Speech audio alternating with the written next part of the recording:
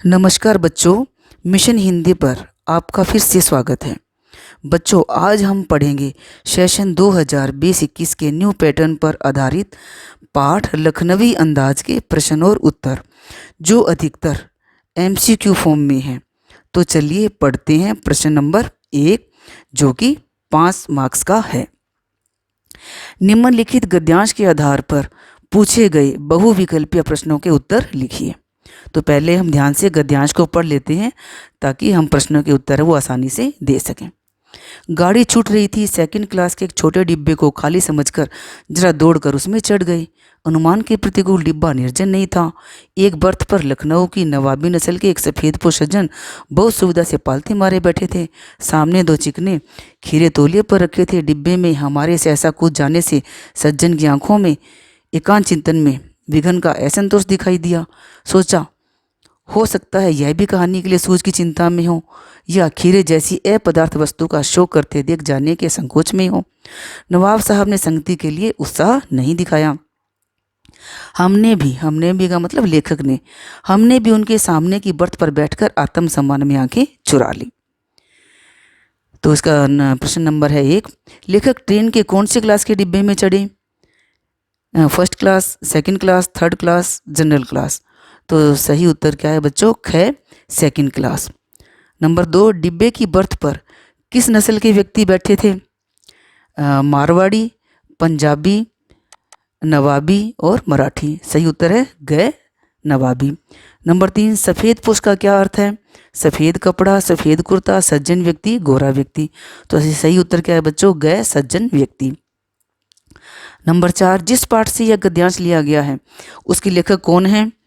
जयशंकर प्रसाद, प्रेमचंद, यशपाल, रामवृक्ष बेनीपुरी। तो सही उत्तर है ग, यशपाल। नंबर 5, लेखक ट्रेन में सेकंड क्लास में सफ़र क्यों कर रहे थे? क्या कम पैसे होने के कारण, क्या डिब्बा खाली होने के कारण, क्या डिब्बे में भीड़ होने के कारण, क्या मित्रों द्वारा यात्रा करने के कारण? तो सही उत्तर क्या है बच्चों? क्या डिब्बा खाली होने के कारण। अब है प्रश्न नंबर 2, निम्नलिखित गद्यांश के आधार पर पूछे गए बहुविकल्पीय प्रश्नों के उत्तर लिखिए। हम गौर कर रहे थे खीरा इस्तेमाल करने के इस तरीके को खीरे की सुगंध और स्वाद की कल्पना से संतुष्ट होने का सूक्ष्म, नफीस, एब्स्ट्रैक्ट तरीका जरूर कहा जा सकता है, परंतु क्या ऐसे तरीके से उदर की तृप्ति भी हो सकती है? नवाब साहब की ओर से भरे पेट के ऊंचे डकार का शब्द सुनाई दिया और नवाब साहब ने हमारी ओर देखकर कह दिया, खीरा लजीज होता है, लेकिन होता है शकील नामुराद मैदे पर बोझ डाल देता है। ज्ञान चक्षु खुल गए। ये है नई कहानी के लेखक। खीरे की सुगंध और स्वाद की कल्पना से पेट भर जाने पर डकार आ सकती है, तो बिना विचार, घटना और पात्रों के लेखक की इच्छा मात्र से नई कहानी क्यों नहीं बन सकती? तो इसका प्रश्न नंबर 1 है, हम गौर कर रहे थे, यहाँ हम कौन हैं? नवाब साहब, यात्री, लेखक, लेखक के मित्र। तो सही उत्तर है बच्चों क्या है? ग, लेखक। उदर का क्या अर्थ है?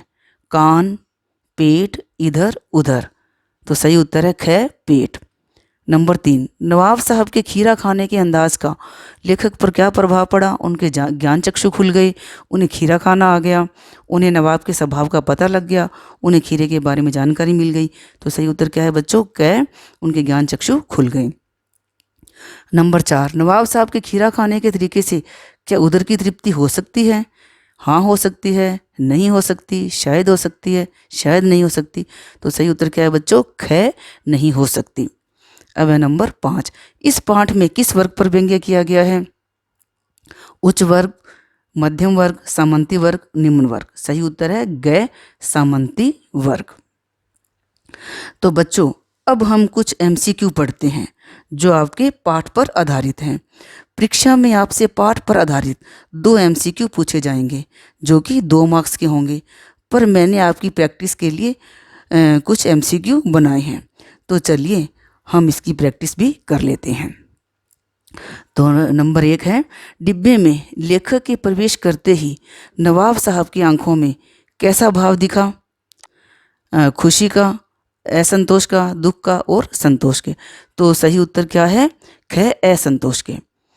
नंबर 2, नवाब साहब ने खीरों की फांक का क्या किया? खिड़की से बाहर फेंक दिया, लेखक को दे दिया, खा गए, बच्चे को दे दिया। तो सही उत्तर क्या है? क, खिड़की से बाहर फेंक दिया। नंबर 3, नवाब साहब को कनखियों से कौन देख रहा था? बच्चा, लड़की, लेखक, इनमें से कोई नहीं। तो सही उत्तर है गै लेखक। नंबर 4, नवाब साहब ने खीरों को खिड़की से बाहर क्यों फेंक दिया? अमीरी दिखाने के लिए, पेट भरने के कारण, तबीयत खराब होने के कारण, इनमें से कोई नहीं। तो सही उत्तर है क, अमीरी दिखाने के लिए। नंबर 5, लेखक ने ट्रेन में सेकंड क्लास का टिकट क्यों लिया था? आराम से यात्रा करने के लिए, अमीरी दिखाने के लिए, नई कहानी के बारे में सोचने के लिए, इनमें से कोई नहीं। तो सही उत्तर है बच्चों ग, नई कहानी के बारे में सोचने के लिए। नंबर 6, लेखक ने नवाब साहब से खीरा न खाने का कारण क्या बताया? उन्हें खीरा पसंद नहीं है, पेट भरा हुआ है, इच्छा नहीं है, इनमें से कोई नहीं। तो सही उत्तर है ग, इच्छा नहीं है। नंबर 7, नवाब साहब ने लेखक को क्या खाने का निमंत्रण दिया? बादाम, खीरा, बिस्किट, इनमें से कोई नहीं। तो सही उत्तर क्या है बच्चों? ख, खीरा। नंबर 8, अकेले सफ़र का वक्त काटने के लिए नवाब साहब ने क्या खरीदा था? अखबार, पुस्तक, खीरा या पत्रिका? तो सही उत्तर क्या है बच्चों? ग, खीरा। नंबर 9, नवाब साहब को क्या गवारा नहीं था? मंझले दर्जे में यात्रा करते दिखना, लेखक से बात करना, खीरा खाना, इनमें से कोई नहीं। तो सही उत्तर है क, मंझले दर्जे में यात्रा करते दिखना। नंबर 10, ठाली बैठे, ठाली बैठे का मतलब खाली बैठे। तो ठाली बैठे कल्पना करते रहने की पुरानी आदत किसकी थी? नवाब साहब की, यात्री की, लेखक की या कवि की? तो सही उत्तर है बच्चों ग, लेखक की। नंबर 11, वार्तालाप की शुरुआत किसने की? लेखक ने, नवाब साहब ने, दुकानदार ने, इनमें से कोई नहीं। तो सही उत्तर है ख, नवाब साहब ने। नंबर 12, लेखक कनखियों से किसकी ओर देख रहे थे? खिड़की की तरफ, घर की तरफ, स्टेशन की तरफ, नवाब साहब की तरफ? तो सही उत्तर क्या है बच्चों? घ, नवाब साहब की तरफ। नंबर 13, लखनऊ स्टेशन पर कौन खीरे के इस्तेमाल का तरीका जानते हैं? नवाब साहब, लेखक, खीरा बेचने वाले या इनमें से कोई नहीं। तो सही उत्तर है बच्चों ग, खीरा बेचने वाले। नंबर 14, नवाब साहब ने खीरे की तैयारी के बाद उसका क्या किया? खा गए, खिड़की से बाहर फेंक दिया, नवाब साहब को दे दिया, इनमें से कोई नहीं। तो सही उत्तर क्या है बच्चों? ख, खिड़की से बाहर फेंक दिया।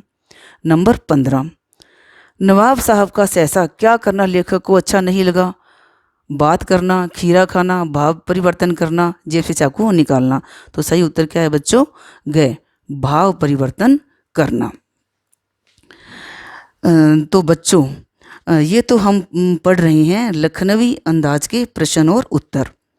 यदि आप इसी पाठ का फुल एक्सप्लेनेशन और बाल गोविंद भगत पाठ के प्रश्न उत्तर देखना चाहते हैं तो डिस्क्रिप्शन बॉक्स में दिए गए लिंक पर क्लिक करके इन्हें देख सकते हैं।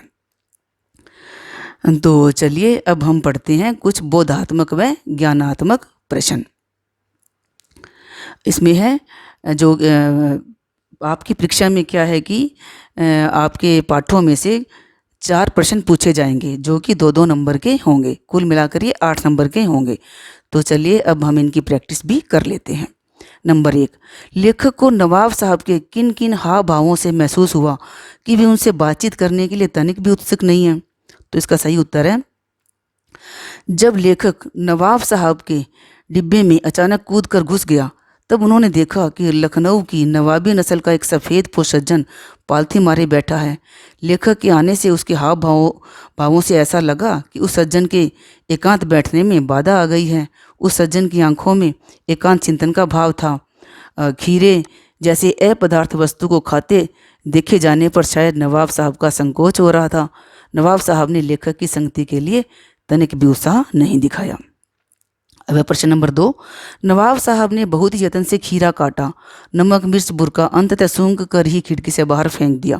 उन्होंने ऐसा क्यों किया होगा? उनका ऐसा करना उनके कैसे स्वभाव को इंगित करता है? तो इसका उत्तर है, नवाबों के मन में अपनी नवाबी की धाक जमाने की बात रहती है, इसलिए वे सामान्य समाज के तरीकों को ठुकराते हैं तथा नए नए सूक्ष्म तरीके खोजते हैं जिससे उनकी अमीरी प्रकट हो। नवाब साहब अकेले में बैठे बैठे खीरे खाने की तैयारी कर रहे थे, परंतु लेखक को सामने देखकर उन्हें अपनी नवाबी दिखाने का अवसर मिल गया। उन्होंने दुनिया की रीत से हटकर खीरे सूंघे और बाहर फेंक दिए। इस प्रकार उन्होंने लेखक के मन पर अपनी अमीरी की दाग जमा दी। अब प्रश्न नंबर 3, बिना विचार, घटना और पात्रों के भी क्या कहानी लिखी जा सकती है? यशपाल के इस विचार से आप कहाँ तक सहमत हैं?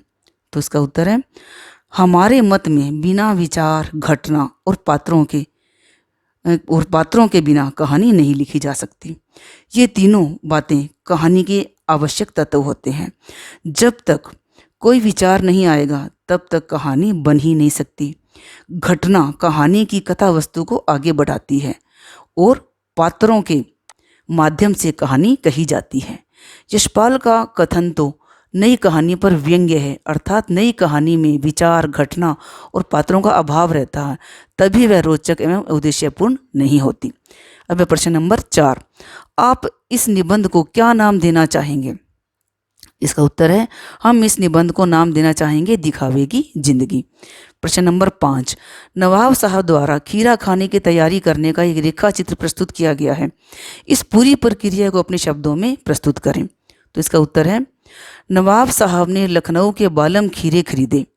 वे खीरे तौलिए पर रखे हुए थे। फिर उन्होंने खीरों को लोटे के पानी से खिड़की के बाहर करके धोया और फिर तौलिए से पोंछ लिया। इसके बाद जेब से चाकू निकाला और दोनों खीरों के सिर काट डाले और फिर इन्हें गोद कर झाग निकाला ताकि उनका कड़वापन चला जाए। इसके बाद उन खीरों को बहुत सावधानी से छीला और काटकर फांकें तैयार की। इसके बाद बहुत बारीकी से खीरे की फांकों पर जीरा मिला नमक और लाल मिर्च की सुर्खी बुरक दी। अब खीरे खाने को तैयार थे, पर नवाब साहब ने उन्हें केवल सूंघा और खिड़की से बाहर फेंक दिया। अब प्रश्न नंबर 6, खीरे के संबंध में नवाब साहब के व्यवहार को उनकी सनक कहा जा सकता है। क्या सनक का कोई सकारात्मक रूप हो सकता है? तो उसका उत्तर है, खीरे के संबंध में नवाब साहब के व्यवहार की उनकी सनकी कहा जा सकता है। उन्होंने बहुत यत्न के साथ खीरों को खाने के लायक तैयार किया और फिर अपनी सनक के कारण ही खिड़की से बाहर फेंक दिया।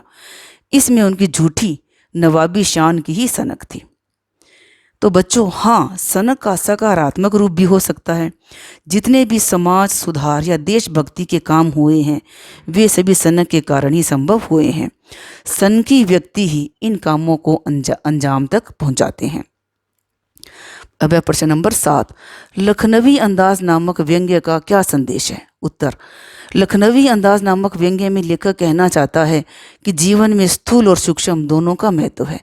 केवल गंध और स्वाद के सहारे पेट नहीं भर सकता।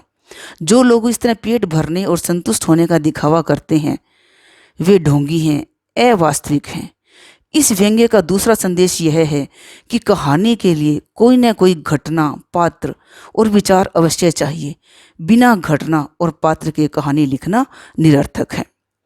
अब प्रश्न नंबर 8, नवाब साहब खीरे की तैयारी और इस्तेमाल से थक कर लेट गए। इस पंक्ति में छिपे व्यंग्य को स्पष्ट करें। तो उत्तर, इस पंक्ति में गहरा व्यंग्य छिपा है। लेखक कहना चाहता है कि लखनवी नवाबों की सारी जिंदगी छोटी छोटी बातों में नजाकत दिखाने में बीत जाती है। वे सुबह उठने से लेकर रात सोने तक अपनी नवाबी शान को लिए लिए फिरते हैं। वे अपने नखरे भरे अंदाजों में ही जीवन गर्क कर लेते हैं। वे जीवन भर ठोस कुछ भी नहीं करते। वे केवल कपोल कल्पनाओं में जीना चाहते हैं। नंबर 9, लेखक नवाब साहब को देखते ही उसके प्रति व्यंग्य से क्यों भर जाता है? तो इसका उत्तर है, लेखक के मन में लखनवी नवाबों के प्रति पूर्व धारणा है कि वे अपनी आन बान शान को बहुत महत्व देते हैं। वे हर चीज़ से नजाकत दिखाते हैं तथा स्वयं को औरों से अधिक शिष्ट, शालीन और कुलीन सिद्ध करना चाहते हैं। इस धारणा के कारण उसे नवाब के हर कार्य में नवाबी शान दिखाई दी। उसे नहीं पता कि नवाब साहब सेकंड क्लास में यात्रा क्यों कर रहे हैं, फिर भी वह उसमें खोट देखता है। उसका नवाब को लखनऊ की नवाबी नस्ल का सफ़ेद पोषजन कहना ही उसकी पूर्व धारणा का प्रमाण है। नंबर 10, नई कहानी और लखनवी अंदाज में आपको क्या समानता दिखाई देती है? तो उत्तर, नई कहानी और लखनवी अंदाज दोनों अशरीरी, सूक्ष्म और काल्पनिक हैं। दोनों ठोस को नहीं गंध को महत्व देते हैं। नवाब साहब बिना खीरा खाए पेट भरना चाहते हैं तो नए कहानीकार बिना घटना, पात्र और उद्देश्य के कहानी लिखना चाहते हैं। दोनों ही जीवन की वास्तविकता और यथार्थ की उपेक्षा करते हैं और सूक्ष्म की आराधना करते हैं। तो बच्चों, न्यू पैटर्न पर आधारित अगले चैप्टर और ग्रामर के नए नए वीडियो देखने के लिए मेरे चैनल मिशन हिंदी को सब्सक्राइब, लाइक और शेयर करना न भूलें। धन्यवाद।